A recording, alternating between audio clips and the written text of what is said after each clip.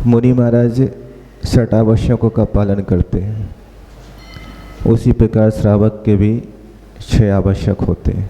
कौन कौन से हैं? देव पूजा, गुरुपास्ति, स्वाध्याय, संयम, तप, त्याग या दान। दोनों कहीं कहीं त्याग भी मिलता है और कहीं कहीं दान भी मिलता है। लेकिन वर्तमान की परिस्थिति इतनी अच्छी हो गई है कि श्रावक अपने 6 आवश्यक तो याद नहीं रहता, लेकिन 6 आवश्यक मुनि महाराज के जरूर याद रखते हैं कि कौन से 6 आवश्यक होते हैं, और देखते हैं कि महाराज कौन सा आवश्यक पालन कर रहे हैं और कौन सा नहीं कर रहे हैं।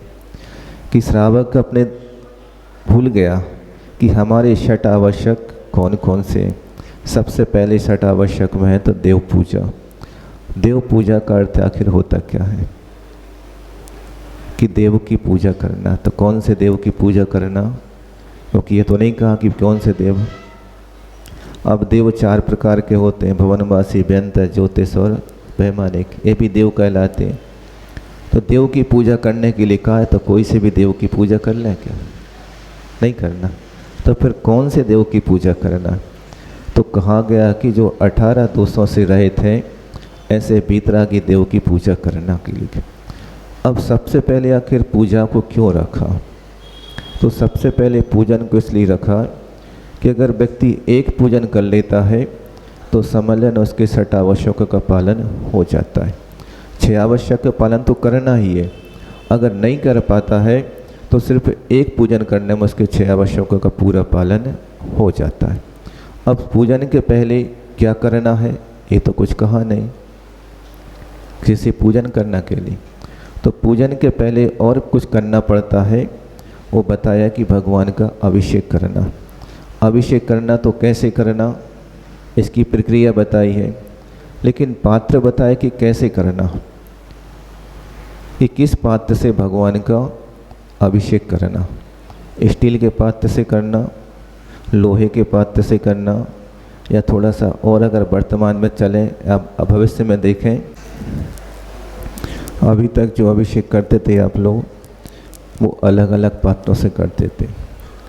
अगर मुनि महाराज अभिषेक का और शांति धारा आदि का उपदेश ना दें तो भविष्य में क्या होगा कि डिस्पोजल से अभिषेक होगा, फिर वो शांति धारा होगी। क्यों होगी? क्योंकि श्रावक अपने कर्तव्य से विमुख होता जा रहा है। श्रावक को चाहिए तो सब कुछ है, लेकिन मिलेगा कैसे? उपयोग करो और फेंक दो। अब कौन उसकी व्यवस्था करेगा, कौन क्या करेगा? तो सीधे बाहर से बोरिंग का पानी भरो, नल से अपने अपने गिलास में ले जाओ और भगवान के ऊपर डालो और गिलास बाहर फेंक दो। ये स्थिति होगी आगे जा कर के। इसलिए उपदेश देना पड़ता है कि अपना कर्तव्य क्या है, कि हमारा जो आवश्यक है वो सबसे पहले उसमें अभिषेक है। तो अभिषेक कैसे करना और कौन से पात्र से करना? तो उसके लिए कहा कि अभिषेक करना तो कुएं के जल से करना और स्वर्ण पात्र से अभिषेक करना। क्योंकि आप लोग पढ़ते हो जब अभिषेक पाठ, तो क्या पढ़ते हो? भृंगार, चामर, सुदर्शन और क्या है, पीठ कुंभे। इसके कनकादि एक शब्द आता है। कनकादि का अर्थ होता है कि स्वर्ण का पात्र होना चाहिए अभिषेक के लिए। अब आपके पास स्वर्ण का पात्र है या कौन सा पात्र है? कि हम अपने घर में तो जब दामाद साहब आते हैं या साड़ू भाई आते हैं तो सोने की चांदी, सोने की गिलास, सोने की कटोरी, सोने की चम्मच। क्यों? क्योंकि समधी आए या साड़ू भाई आए या दामाद साहब आए हैं तो घर में तो कम से कम इतना तो होना चाहिए। होना चाहिए कि नहीं होना चाहिए? सही है। नहीं है तो फिर चांदी का पूरा सामान तो होना चाहिए। और जब वही बात आती कि भगवान के अभिषेक के लिए, कि भगवान के अभिषेक का पात्र कैसा होना चाहिए, तो बाज़ार में 100 रुपये 200 रुपये किलो का स्टील मिलता है, उससे अभिषेक कर सकते। भगवान को क्या आवश्यक है?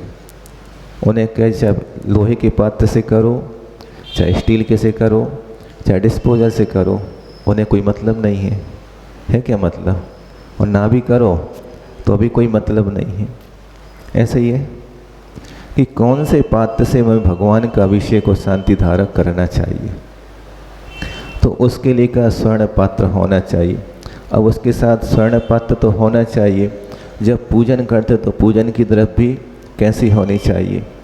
तो जब देवलोक पूजन करते तो कहते हैं दिव्यण गंधण दिव्यण, दिव्य दिव्य हर चीज़ उनकी होती है कि जैसी कभी देखी नहीं होगी ऐसी दिव्य से वो पूजा करते हैं। कब करते हैं? आवश्यक कब है? जो पूजन का समय है उस समय पूजन करना, जिस समय स्वाध्याय का समय है उस समय स्वाध्याय करना, जिस चीज़ का जो समय है उसी समय पर कार्य को करना ये आवश्यक है। साथ में अपरिहार्य शब्द दिया है कि ना तो उसमें कम करना है न ज़्यादा करना, जो समय बताया जिस समय पे बताया है उसी समय पर करना, लेकिन कम नहीं करना। ज़्यादा कर लो कोई बात नहीं, अब ये नहीं कि अब देख लें कि समय हो गया है महाराज, सोटी पूटा शॉर्टकट करके काम चला लें। शॉर्टकट में क्या करना है? 2 भगवान का अर्घ्य चढ़ा लो और महार के चढ़ा के भगवान आज थोड़े काम में व्यस्तता ज़्यादा है तो आज इतने में हम काम चला लेंगे। नहीं, जितना जो समय बताया है उसी समय पर उस कार्य को करना ये होती आवश्यक। उसी जिस प्रकार श्रावक के कहे छठ आवश्यक, उसी प्रकार मुनि महाराज के छठ आवश्यक होते हैं कि जिस समय पे जो कहा है उसी समय वह कार्य करना। जिस समय देववंदना का समय तो देववंदना करना, प्रतिक्रमण का जो समय प्रतिक्रमण करना, वंदना का जो समय वंदना करना। ऐसा नहीं कि कभी भी कुछ भी कर लो, समय समय पर सारी आवश्यकताएं पूरी वो करते हैं।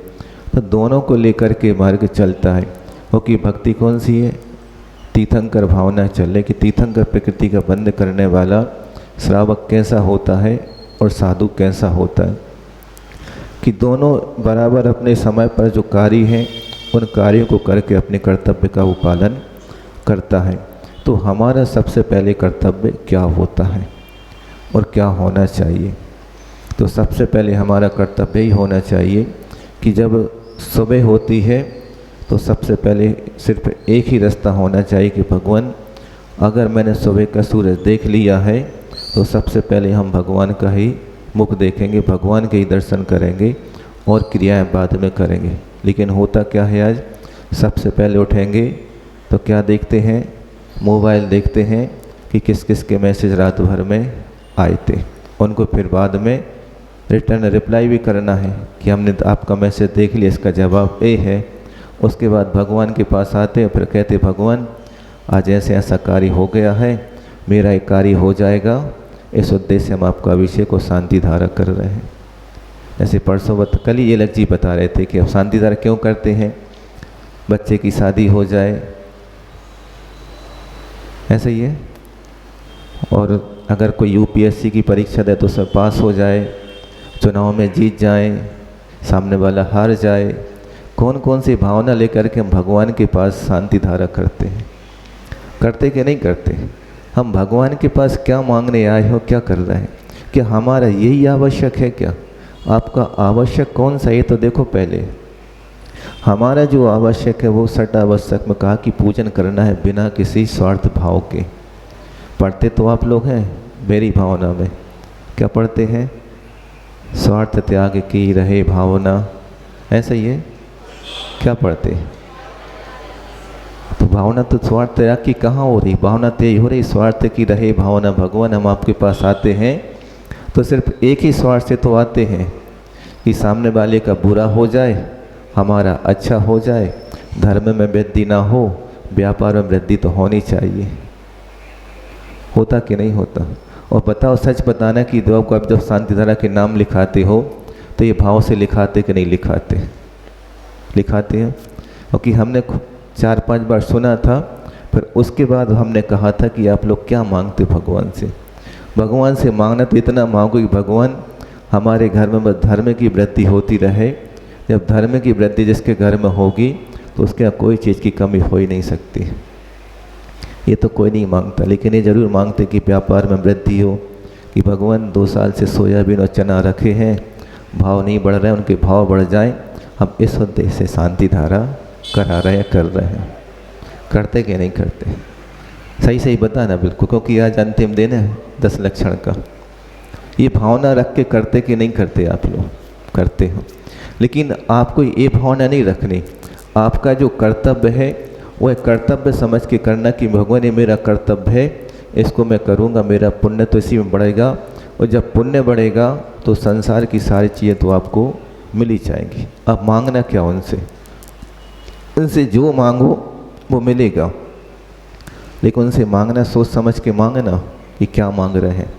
वो देते भी हैं, वो भिखारी से अमीर भी बना देते हैं और अमीर को भिखारी बना देते, रोडपति जिसको कहते हैं आप लोग। दो पति होते हैं, एक करोड़पति और एक रोडपति। वो रोडपति को करोड़पति बना देते हैं और करोड़पति को रोडपति बना देते हैं। बनाने में देर नहीं लगती उनको, वो समय बहुत जल्दी बना देंगे वो। क्योंकि आप भावना उनके पास जैसी लेकर के जाओगे वो वैसा कार्य अपने आप वो नहीं करेंगे। हमने अपना कार्य अपने हाथ से कर लिया कि भगवान मुझे करोड़पति बनना अच्छा नहीं लग रहा है, मुझे रोड पे घूमना अच्छा लगता, तो मुझे रोडपति बना दो। और देखे होंगे आपने अच्छे कि जो सब कुछ था और एक दिन ऐसा आता कि रोड पर वो घूमते नज़र आते हैं। ये क्यों आया? क्योंकि हमें जो मिला था हमने उसका सदुपयोग नहीं किया। तो आपके जो आवश्यक हैं उन आवश्यकों को कमी नहीं करना ही ये आवश्यक आज की भावना है। क्योंकि समय आप लोग के पास कम है और घड़ी के पास तो उतना ही समय है जितना वो बताती है, क्योंकि आगे आप पूजन भी होना है। तो यही समझ लो कि आवश्यक का अर्थ है कि जो आवश्यक जिस समय पर जो कहा है उसको उसी समय पर करना ही आवश्यक परिहारण आज की भावना है। आप लोग अपने कर्तव्य का ध्यान रखिए, मेरा कर्तव्य क्या है और मुझे कर्तव्य क्या करना है। क्योंकि जब घर में रहते हैं तो बच्चे की शादी की चिंता रहती है और बच्चे की शादी की चिंता रहती कि नहीं रहती। लेकिन कभी आपको चिंता होती है कि सुबह 6:30 पौने 7 बज गए हैं, मंगलाष्टक शुरू होने के पहले मुझे भगवान के अभिषेक के पहले पहुंचना है। ये भावना रहती कि नहीं रहती? बताओ कितने लोगों की भावना रहती कि मुझे आज भगवान का अभिषेक पूजन करना है? बाकी लोग, कुछ लोग तो ये भी कह देते हैं कि अभिषेक करना, पूजन करना ये सब क्रियाकांड है, इनमें नहीं लगना चाहिए। लेकिन जो ये शब्द कह देते हैं कि सब क्रियाकांड है, समझ लेना वो घोर मिथ्या दृष्टि है कि जो ऐसे शब्दों को कह दे कि क्रियाकांड है, क्योंकि उसने अभी आगम को जाना ही नहीं। पढ़ता बहुत है, स्वाध्याय तो बहुत करते हैं, लेकिन कभी ये नहीं जाना कि आखिर ये है कौन सी चीज़। जिसने समय सार का स्वाध्याय करना प्रारंभ कर दिया है उसके सब क्रियाकांड लगते हैं। लेकिन समय सार का स्वाध्याय करने वाला कभी ये नहीं कहना कि ये क्रियाकांड है। समय सार का स्वाध्याय करने वाला यही कहेगा कि सबसे पहले मुझे अपनी आवश्यक करना है, उसके बाद समय सार की हम बात करेंगे। जो अपनी आवश्यकों से ऊपर उठ जाते हैं वही समय सार का अध्ययन करते या कराते हैं। वो कौन हो सकते हैं? क्योंकि जो क्रियाकांड है उसको जानते नहीं है, क्योंकि सट आवश्यकों का पालन उन्होंने पूर्णतः कर लिया है। अब उनको आवश्यक करने की ज़रूरत नहीं है। अब कौन से आवश्यक करने की उनको ज़रूरत है? जो सट आवश्यक बताए हैं। देव पूजा, गुरु पास्ती, ये तो श्रावक के बता दिए। मुनियों के कौन से हैं? गिना दोगे आप लोग अभी? क्योंकि आजकल पाठशालाओं में यहाँ नहीं बता रहे, बहुत सी जगह पाठशालाओं में यही पढ़ा जाता है कि तुम श्रावक के नहीं, मुनि महाराज के सटावश्यक याद कर लो और देखो वो सटावश्यक पालन करते कि नहीं। ये पढ़ाया जाता है। तो उनसे के पूछ लेना कि अपने श्रावक के बता दो कौन से, फिर बाद महाराज की बात करेंगे। तो देव वंदना, स्तुति, प्रतिक्रमण, स्वाध्याय, स्वाध्याय करने के लिए नहीं कहा, साधु के लिए। आपको महाराज श्रावक के लिए स्वाध्याय कहा, साधु के लिए स्वाध्याय के लिए नहीं कहा। क्यों आखिर? इसलिए नहीं कहा क्योंकि उनका स्वाध्याय तो बरहमेश चलता रहता है। क्या कहा? स्वस्य अद्वितीय स्वाध्याय। जो स्वयं का अध्ययन करता है उसी का नाम स्वाध्याय है। आप स्वयं का अध्ययन कौन करता है? अभी देख लो। आप अपने स्वयं अपनी आत्मा का अध्ययन करते क्या? करते हो? अगर करते हो तो स्वाध्याय करना बंद कर देना। और अगर अपनी आत्मा का अध्ययन नहीं कर पाते हो तो स्वाध्याय करना। तो ये श्रावक और सटावश्यक दोनों पालन करते हैं। श्रावक और मुनि महाराज दोनों बराबर के हैं। ये नहीं सोचना कि श्रावक अलग है, मुनि महाराज अलग है। अगर श्रावक एक भी अंग का पालन नहीं करता, एक आवश्यक का पालन नहीं करता है, तो उसको श्रावक की कोटि में नहीं गिना जाता। लेकिन मुनि महाराज अगर एक आवश्यक छोड़ दें तो उनको मुनि महाराज नहीं कहा जाएगा, क्योंकि उनको प्रायश्चित आदि लेकर के फिर पुनः स्थापित उसमें होना पड़ता है। तो एक भी आवश्यक नहीं छूट सकता। उसी प्रकार आप लोगों के अपने आवश्यकों का पालन समय समय पर करना चाहिए, करते रहें। इन्हीं भावना के साथ अहिंसा परमो धर्म की